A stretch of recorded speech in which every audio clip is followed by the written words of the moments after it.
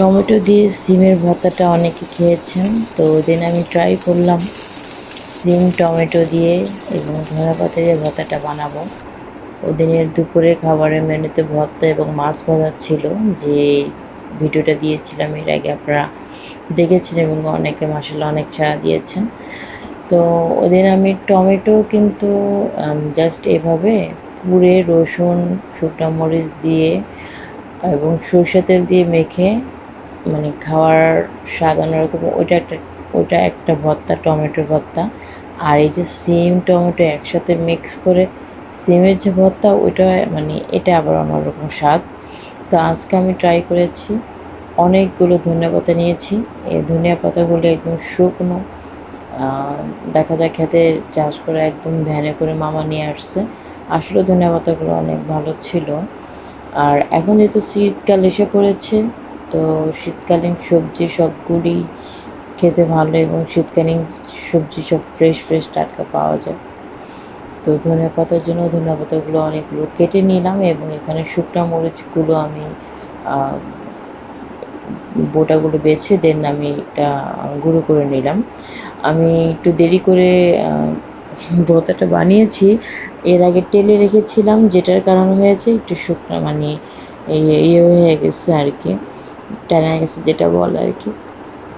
তো এখন ধনেপাতা দিয়ে, আর এখানে আপনারা কাঁচামরিচ অ্যাড করতে পারেন সিমের ভর্তাতে, ওটা অন্যরকম টেস্ট। আমি শুকনো মরিচ দিয়ে করেছি এবং সরষের তেল দিয়ে এভাবে ডলে ডলে মেখে আমি এখন যেটা করব, আলু সিদ্ধ করে নিয়েছিলাম আগে, তো সেই আলুগুলো দিয়ে আমি একটা আলু ভর্তা বানিয়ে ফেলবো। তো এরপর যেটা করব, আরও অনেকগুলো ধনেপাতা রেখেছি। আর এই যে সিম আলু সিম টমেটো দিয়ে যে ভর্তাটা সিমের, ওটা করব।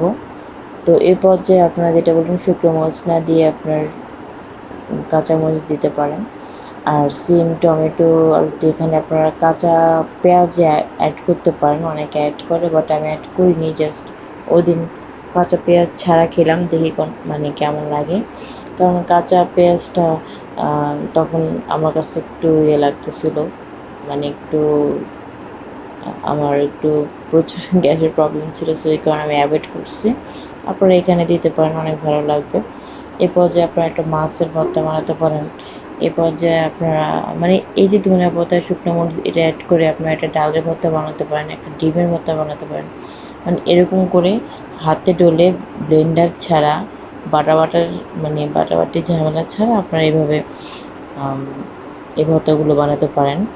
তো জাস্ট এরকম করেই আমি জাস্ট পুরো ব্লেন্ড করে নিই এবং মানে বাটি নেই, এটা জাস্ট নরম করে নিয়েছি একসাথে।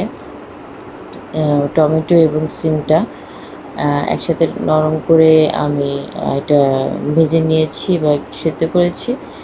প্রথমে সেদ্ধ করেছি সিমটা, দেন আমি আবার টমেটোর সাথে এটা ভেজে নিয়েছি। সো ওটার টেস্টও ভালো। অনেকে শুধু সেদ্ধ করে দিয়ে দেয়, আমি আবার একটু টেলে নিয়েছি। তো এরকম করতে করতে আমার যেটা বলে এই ভর্তাগুলো, ২টা ভর্তাই আমার ডান।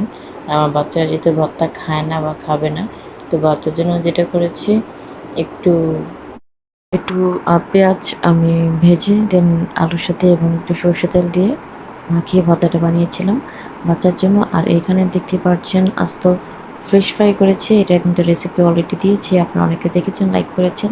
এবং এটা নিয়ে আমি একটা বারবিকিউ রেসিপি নিয়ে আসবো ইনশাআল্লাহ তেলাপিয়া মাছের। তো সেটার জন্য আমাদের পাশে থাকতে হবে। আল্লাহ হাফেজ।